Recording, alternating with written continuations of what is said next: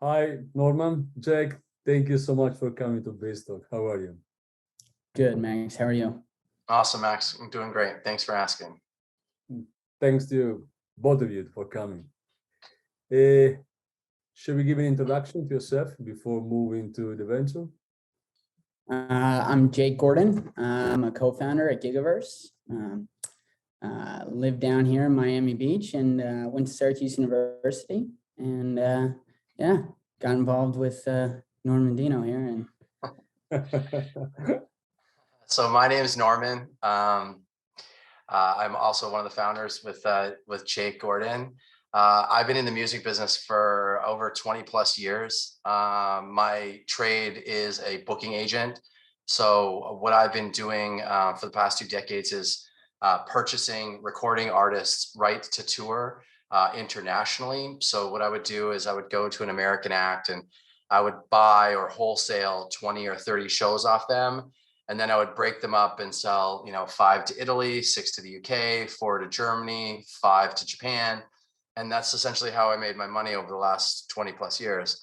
Obviously, because of the pandemic, my clients weren't able to travel. It really hindered our business, and it's still being hindered today. So we had to come up with other solutions. So, we tried, drive-through concerts, they didn't work out. We tried Zoom concerts, they didn't work out. And, we kind of stumbled on something that I'd like to talk to you about, a little bit further and give you what we've been working on. But everything kind of happens for a reason. And I guess, what is this term? Necessity is the mother of all inventions. So that's kind of how we ended up with Gygaverse. Absolutely. I mean, this is why the greatest founders come where they're not, unemployment is a little bit high, except America. America is different. That's a different way. It's true. So let's start talking about your startup, your 4.0 product. I'm only jokingly 4.0. I think we're at 2.5. But what we've created is essentially an app for the Oculus. I'm not sure if you're familiar with the Oculus, but it's the virtual reality headset put out by Meta, Facebook. Basically, what we've done is we've created an app to act as a virtual venue. So with inside of this venue, we can host concerts and speakers and comedians and Broadway shows, anything that essentially has a live audience. We're able to connect the artist and the fan together in the same room in virtual reality. Would you like to start pitching? If you want, we can Sure. spend our next 5 minutes giving a better idea to the investors what exactly we're talking about. And No problem. Q&A. You tell me when to go and I'll get going. Jake go. might not say much because I tend to talk a lot and I'm pretty good at it. So I got you. Just let I me can know. fill in the cracks. Yeah. Jake reminds me of what I forgot. But if I keep talking, don't worry. He'll keep me on. You can always stop him, Jake. Yeah, exactly. He's good at that too. So let's start giving a pitch so investors exactly we know what we are talking about. And after we have some Q&A, extending the talks, let's put it this way. Yeah, I guess so. Just off the top, like I just touched on, we created an application for the Oculus. Basically, it acts as a virtual venue application that, artists and fans could, participate in a virtual environment together. I think it was just the current state of virtual concerts, didn't engage with fans the same way that, our generation essentially grew up going to a concert. There have been other attempts at, these virtual audiences and virtual showcases, Justin Bieber, Travis Scott, they've all tried these virtual shows. We just felt that the nuances of a real concert, like, high-fiving the artist or going backstage or going to a show with your friends just wasn't there. So that's really essentially why we decided to build Gygaverse. We feel that these little things that make a concert real is what makes people want to go to a concert. So we really tried to stick with that. And that's essentially what we built. So I'll explain it to you like this. The Gygaverse can be accessed in 2 ways, either as an artist or as a fan. So I think I'll start with the artist side of it. As an artist, you're really trying to find ways to connect with your fan base. And connecting with your fan base is, can happen in different ways. You can, tour, like traditional tour, you can interact socially. There's tons of different ways that you can actually get out there and meet with different people. But in our particular case, we're not trying to disrupt anything. We're just trying to give artists essentially another opportunity to be able to connect with their fans. What we've built is something really crazy. We combine a bunch of different technologies for the artists to kind of present their art in a completely different way that hasn't even been thought of yet. So basically what we do is we take what's called a motion capture suit. I don't know if you're familiar with motion capture suits, but it's a technology that's actually like a tight kind of suit that's worn underneath the artist's clothes. So what I'm wearing right now, I could actually have a motion capture suit on underneath it, and every movement that I make is captured. I think it's 520 frames per second, and it replicates something like 350 different bones.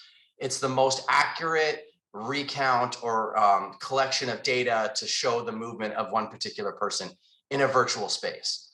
So we take this suit, and then we take what's called live link technology, which is capturing the face of the artist. Okay, so we're able to capture similar to what Snapchat does, and it casts a mesh on top of the face, and that face is then broadcast into virtual reality with a very, very, very lifelike version of the particular capture.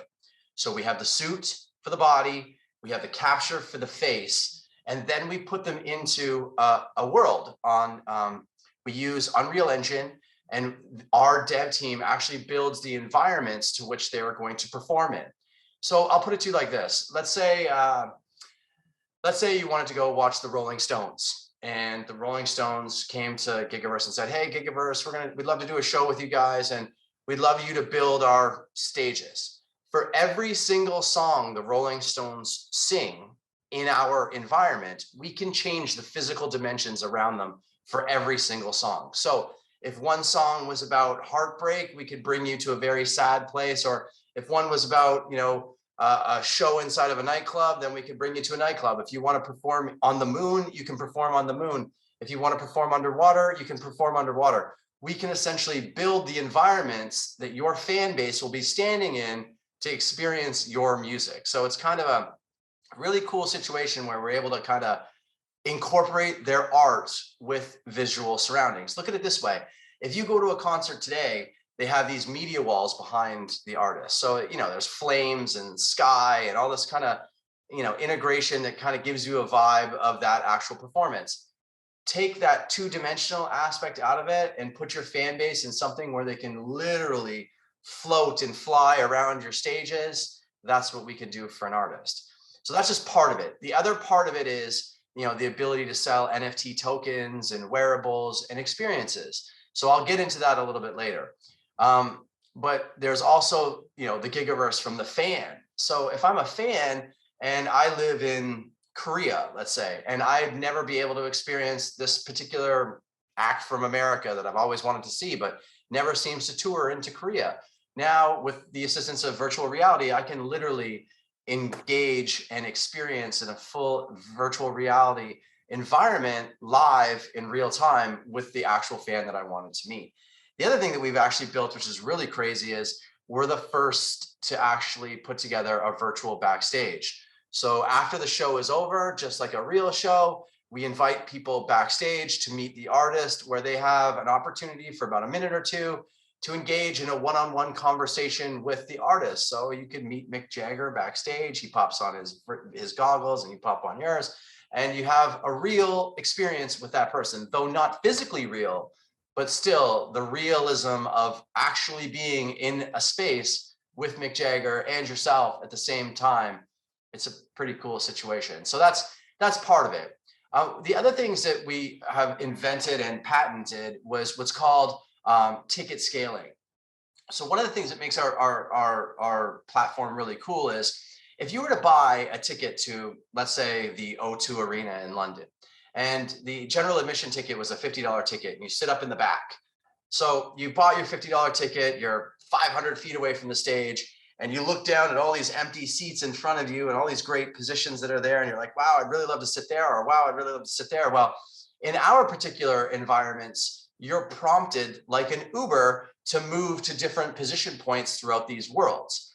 So to give you an example, and I'm sure we'll bring that up in a bit, is that our business model essentially allows the user to move from different places inside of these environments to get a different experience with their particular act that they're watching. So by saying that, it looks like something like this. So I'm watching a show from the general admission. All of a sudden, a window will pop up and it'll show what it would look like to sit in this particular seat. And for 99 cents, I can click and move, boom, in real time to that position and watch the show from that particular different vantage point. It can also go as far as to standing on stage with the artists themselves. So we have different position points, which also include being on stage with the act. So that's just a kind of cool little feature for the fan that would allow them to have an experience where they're literally standing side by side with Mick Jagger while he performs. We also have things like movables, like flying carpets or spaceships that fly around the stage and just give you looking down vantage points, looking up vantage points, just all different kind of positions that you're able to really have a different experience from, obviously both the artist and the fan situations. So there's a lot of different things that we have, but that's pretty much the three general ways that our tech kind of works. So we have patents that would cover ticket scaling, the ability to have NFTs as tickets, which just aren't generally accepted right now, which also give the NFT value of a collectible and an experience. So there's just a lot. There's a lot as far as where we think this is going to go into the future, which is another thing. We like to consider ourselves as kind of like a YouTube, more of a broadcasting platform for artists. So I'll explain it to you like this. There are two kinds of players that we would assume are occupy broadcasting platforms like a YouTube.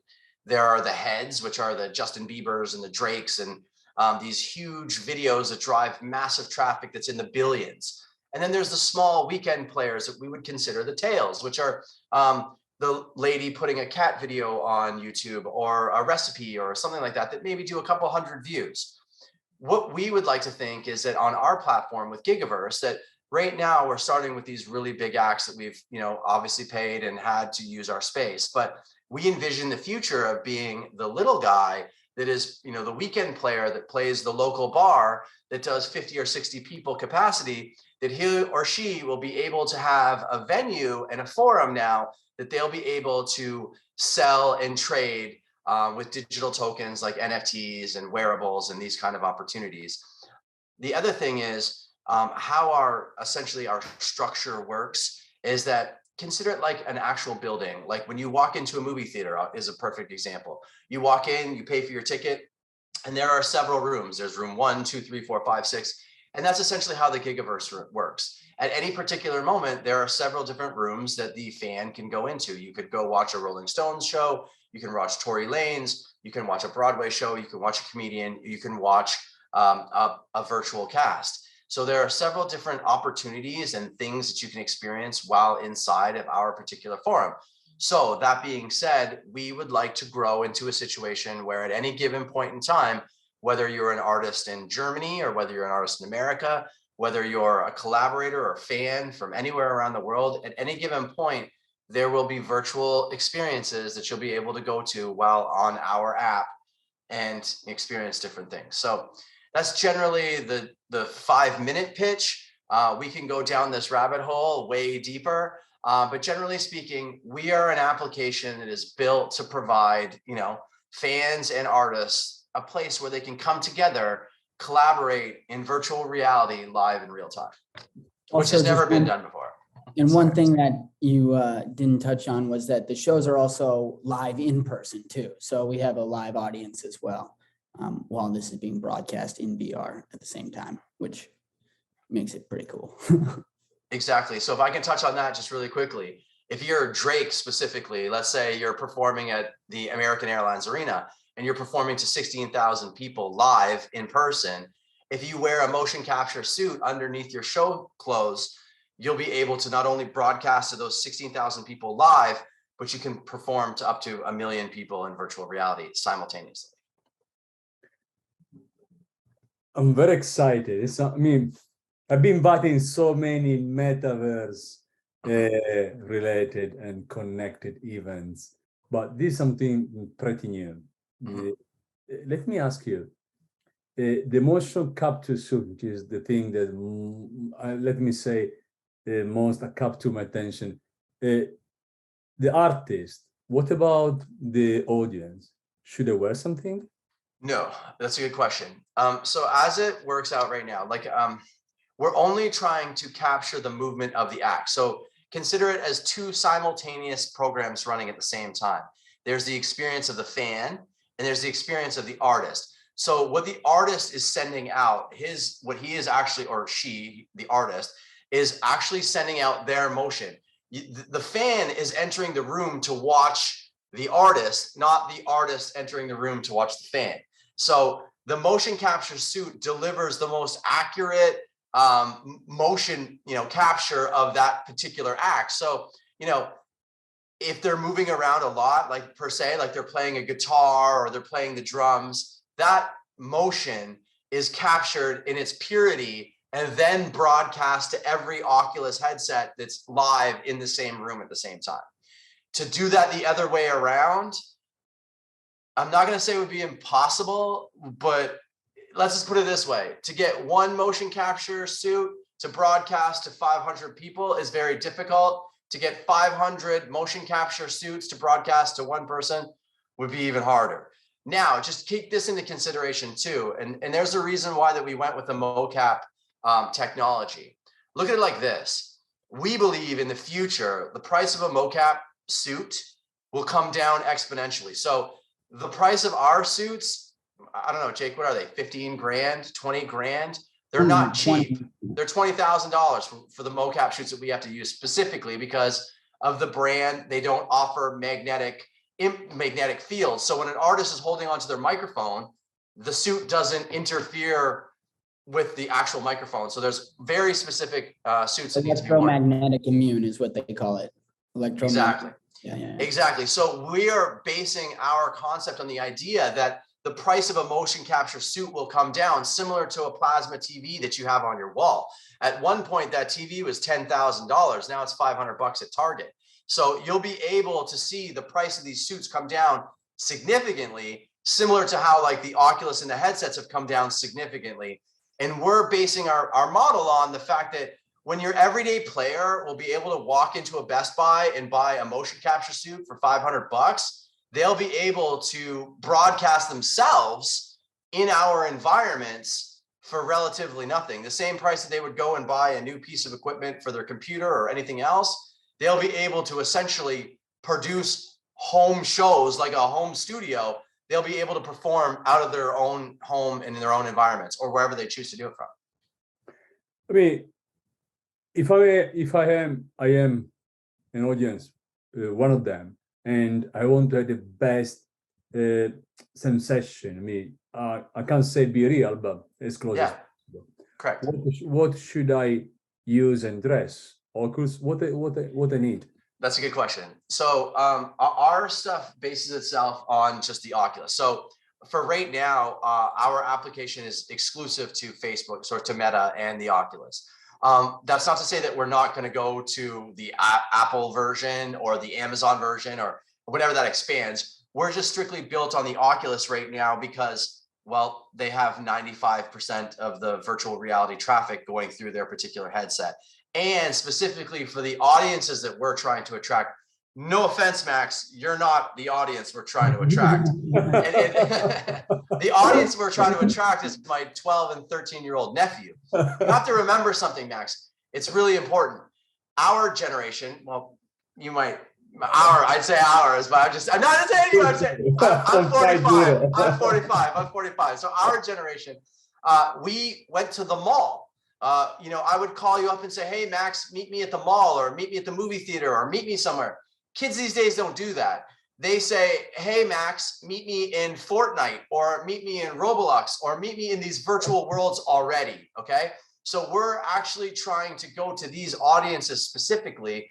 And while they're already in virtual environments and already ready to be there, we're just providing them with something else to do in a virtual space. And furthermore, the Gygaverse is our own metaverse where we're trying to use art and artists and, you know, Broadway or comedians or whatever that art form looks like to attract these people into our metaverse, essentially. And for right now, we're just in a Facebook, or sorry, I keep saying Facebook, in a meta platform, but that will expand as our business model expands, and so does the technology.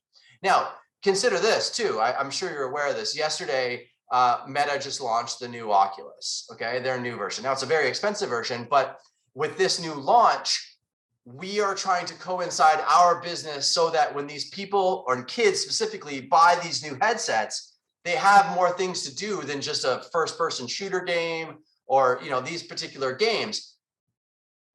The virtual community has long asked for virtual concerts to be a thing. The problem was they were being built by technology people. They weren't built by concert people. So they were building these applications that were very stagnant and not very realistic, and certainly no one would want to pay to see that. You know, seeing Justin Bieber move around in a virtual reality costume is great, but unless you can fist pump the guy and bring your friends with you, it wouldn't work that way. So going back to your question, you would need an Oculus, and from that, that's essentially all you would need, right? So from that point, we basically, you're prompted to build your avatar. So you would, you know, we could match your shirt and your hat and your facial expressions and these particular things using our partners, which is Ready Player Me. I don't know if you're familiar with them, but they're a big avatar creator. And we use their, you know, versions of avatars to use for our fan base. So it would look like this. Let's say you, Jake, and I all wanted to go see the Rolling Stones, okay? I would send Max an invite. Hey, Max, I'm going to see the Rolling Stones on Thursday night at 9 o'clock Eastern time. Here's the invite. Jake's coming with me. We're all going to go together. So I send you the link on your phone. It comes as an email or a text message. You then click the link. It prompts you to go into your Oculus user account. You would click that you're going to the event, and so you're going. You buy the ticket. It's $50, and I'll see you there. At the time that you launch, you put on your Oculus, you launch into our environment, you look to your right and you look to your left, there's Norman and there's Jake. I'm wearing a golf shirt and Jake's wearing his party hat, or he looks like a school bus, or whatever Jake wants to look like. Jake can look like whatever he wants, okay? And we all go into the concert together. Essentially, when the concert starts at 9 o'clock, you'll be identified with a green dot that will illuminate above your head as far as who your friends are. And I'll be able to see that Max is my friend and he's standing right beside me. I can high five you, we can chat, and we can watch the show in real time. So that's the nuances that we're talking about. We're trying to create a community environment that allows people like you and I who know concerts as, hey, I don't go to a concert by myself. I bring my friends with me. My friends just happen to live in Miami and I'm in London, and my other friend in Japan wants to come too. So now we can all connect in a virtual environment, have these realistic feelings, and watch a cool show together. We think we're onto something. Let me ask you, if I'm having concert, wherever I am, in a real venue, okay? Mm-hmm. And at the same time, I want to walk into your virtual venue. Now the audience come in. What exactly the audience surrounds in? Nothing. That's what's amazing. Is everybody always asks, so how many cameras and all this stuff? See, you got to understand that the motion capture suit is essentially broadcasting the movement of that artist. Let's say Andrea Bocelli, a good Italian act that you probably like, okay? Now, Andrea Bocelli would walk up, you know, he's got the big fancy microphones, and, you know, Andrea is a special guy. Now, that being said, his movements as a singer and how he feels and his energy essentially gets broadcast into a virtual world. Now, let's say Andrea Bocelli is performing at the Colosseum in Rome, some huge spectacle. It's to be broadcast worldwide to a viewing audience of 5 million people. That's great. But we can also take his movement without anything additional to him wearing it literally underneath his clothes. You would never know he had it on, and take that capture and broadcast it to hundreds of thousands of people simultaneously while he's performing live. It's never been done before. This is unbelievable. let's go to a more practical topic. How does the business model works in this way? I mean, how do you make money? Good question. So we have several different revenue streams specifically, and I'm glad you asked that question because we're trying to make some money here. Now, obviously we're in the business of selling concert tickets. I'm sure that as its easiest form would make the most practical sense as a revenue item. Okay, so like this. Let's let's stick with Andrea Bocelli. Let's say we're doing a show with Andrea Bocelli. He costs $1 million live to perform. Okay, so we have to obviously make $1 million back. So we'd sell $100 tickets at 10,000 tickets would make our $1 million back. Would be the easiest way to explain it to you in a concert promoter scenario, which I've been used to for the last 20 years. But take all that out of the equation for a second. Okay. We have what's called passive incomes. And I don't know how familiar you are with NFTs and how NFTs trade and sell. Are you relatively familiar with them, Max? Enough to understand. Okay, let's put it to you like this. Let's say we're selling an Andrea Bocelli ticket for $100, okay? And our capacity size is 10,000 people. Now, we sell 100 tickets at 10,000. There's our $1 million, okay? So now I've gone to, we've sold out in 10 minutes. Let's just hear me out, hypothetically. So you have a ticket, Max, and Jake says, hey, I want to go to this Andrea Bocelli show, but I can't get a ticket because it's sold out.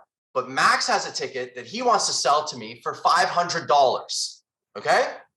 So now, Max, the price that you bought the ticket was $100 and you're selling it at $500. There's a $400 profit between what you purchased and what you sold for.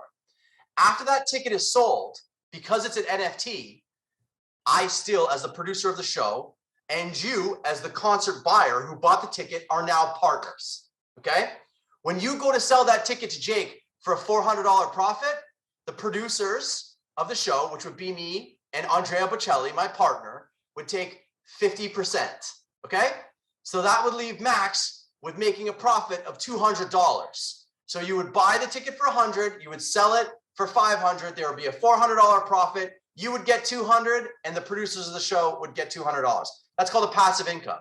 That also eliminates ticket scalpers and our good friends at Ticketmaster that'll probably hate my guts when this goes on as it gets even bigger. But we'll get to that later, okay? So that's one way. It's called passive incomes. So look, if I'm Andrea Bocelli and I sell my $1 million show to me and we sell out and make $1 million back, every dollar after that on a ticket resale, Andrea Bocelli gets more of. So let's just put it this way. Let's say the show sells out and we say 20% of that resells. That means we're making another 200 grand on top of the money that we've already made. So that's one revenue stream, which is easy, okay? The other things are called digital merchandise and wearables. Like, let's say I make an Andrea Bocelli hat, okay? And this is what's called a wearable. So now, remember what I was talking about, your avatar before you went in? So you go into the show and let's say, wow, you're like, that's a really cool Andrea Bocelli hat. And there's only 100 of these hats that are being made. These hats are NFTs. And I sell you, Max, that hat for $50. And you can now put the hat on your avatar, or you can put it into your store and you can resell it, or you can do whatever you want. Digital merch is almost hotter than the digital tickets themselves. Kids want these wearables and will pay a lot of money to have them because they're exclusive and there's only so many of them. So there's the wearable merch side, which is very, very lucrative. The other thing, like Jake said, is you're doing live shows. So if we're doing Andrea Bocelli live at the Coliseum in Rome, not only are we going to sell the 10,000 tickets to go to that live show, but you're going to sell the 10,000 tickets to the virtual show. So you sell the live ticket revenue and you sell the virtual revenue. You get two revenues. It's kind of good. That's that one. The other one is, I'm sure I'm missing out a bunch, but we also have corporate sponsorship situations that, believe me, this is where I do really well with. Where I would make a lot of money is Visa would call me on the phone and say, hey, can we do a show with Lady Gaga with 50 people? Sure, it's $500,000. And then Visa creates a program where they can sell that particular situation to their exclusive card holders or so on and so forth. So what if our revenue stream looked like me going to Coca-Cola and saying, hey, Coca-Cola, why don't I build you the Coca-Cola verse, where we can have Bruno Mars perform to whatever fans you want on a ticketing giveaway or an Instagram giveaway, where you could invite your own people into a captive 360 audience that would be Coca-Cola everywhere and flying Coke bottles. We could have Bruno Mars perform on a Sprite bottle that flies around the stage. You have unlimited opportunities of what you could go to corporate branding sponsors with. So that's a corporate partnership. We have already been offered, and I say this loosely, lots of money by very large corporations to create and build environments for them where they can have captive audience do their own virtual thing. A lot of them are in marijuana sectors, or those, they've got tons of cash, and in particular situations. Well, no, it's more because look, in Italy, marijuana may not be legal, and in Germany, marijuana may be legal. It may be legal in America or Canada or these other countries, but there's still countries that it's not legal. So when they want to do these events with these different people, they can't do an event in Italy because weed's illegal. So they can do virtual events with their virtual people that can still have the same engagement and feeling, though virtual, not physical. So these are just opportunities that have come to us, which we haven't even gone to them with, but that's why these opportunities are there. So that's that one. The other one would be obviously advertising. A lot of our placement in stages can be sponsored, or just the same way that the O2 Arena in London is a sponsored venue, you could sponsor O2 Gygaverse or the Coca-Cola room or the Bud Light stage, or all these different advertising opportunities we can have. Again, I'm probably missing a few. Jake will probably pop in. Any other revenue streams that we're missing there, Jake, or did we hit them all? You touched them all pretty much. I mean, we would also have the tangible merchandise like t-shirts, sweaters, and all of that, and the regular revenues from a show, like from the bar and all that. The other thing that I would just like to mention on the revenue against cost situation, Max, is that once we've essentially built our platform, which a lot of our money that we've already spent has already gone into the build of this, essentially our stage. So our build cost is roughly about $500,000 to build where we're at currently. So we've already built this. Our actual costs moving forward are fractional. Yeah, are fractional at best. So where we would be able to go to Andrea Bocelli and say, okay, short of your performance fees, we don't have to build anything anymore to bring up that cost. So our cost per show will essentially trend downwards. Let me ask you, always related to revenues, but the word is capacity. If I'm performing in O2, there's a limit number of tickets I can sell, but in your environment, in your virtual concert, why should I have any limit? That's a good question. Okay, first of all, you say it so easily, like, why should there be a limit? Do you have any idea? That's why we're talking 4.0. That's how hard it was. Our biggest challenge was the capacity sizes and what the capabilities of not only the hardware, but our servers were able to actually do. It was very difficult. That's pretty much the secret sauce, Max. Okay. So we have to go to partners like Amazon that are, pretty big partners, and with their resources and their back-end servers and using their resources to drive our business is kind of where we are currently. Like, we've actually had some very good conversations with Amazon they were pretty impressed with what we created, right? Because no one's ever used their services for similar situations like this. So that being said, sorry, that's today, but one day can be unlimited. It is unlimited now. Okay. so it started with Jake and I in a room. And then from Jake and I in a room, it went to 5 people, 50 people, 100 people. Then we were able to solve the answer of how we can replicate to 1 million people or 100,000. I think we're at 100,000 safely right now. But I think that as our tech grows and, as we have some more money, we'll be able to, obviously expand, to essentially unlimited. There will be a day, and I mean very soon, probably within the next 6 months, where we could comfortably say we could have 1 million people easily in a room together. 100,000 is the entire Camp Nou in Barcelona, completely full. Exactly. Unbelievable. And to even go even deeper down that, like I said, you'll be able to spot your friends in the 100,000 people. right? So if we're in a room with 100,000 people, Jake, you and I can find each other like that and participate in a concert the same way everybody else would. It's going to be pretty interesting. Very, very interesting. Unfortunately, we don't have so much time left, but let me close with your fundraising, I suppose, now. Correct. How much and for doing what? We're looking for anywhere north of 7.5 million to about 10 million for our operating budget for 2023. And we look at it as something like this, that our plan for 2023 is to have a show every week, once a week for 50 weeks. It's on an aggregate of about $100,000 a show for about $5 million in artist performance fees, is a lion's share of it. The other $1.5 million, $2 million is just general operating expenses, office, venues, etc.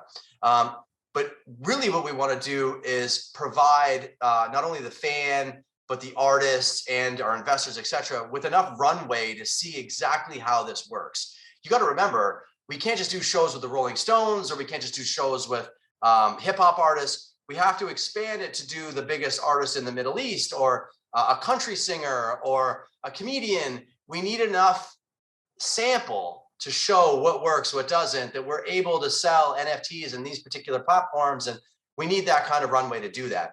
Like any major concert company, you put out a schedule. You don't just put out a show here and a show there. You actually have a full schedule of dates. So you say, okay, between January and June, this show, this show, this show, this show, and that's how it happens. And we would like that money to help us essentially put on these shows over the course of the calendar 2023.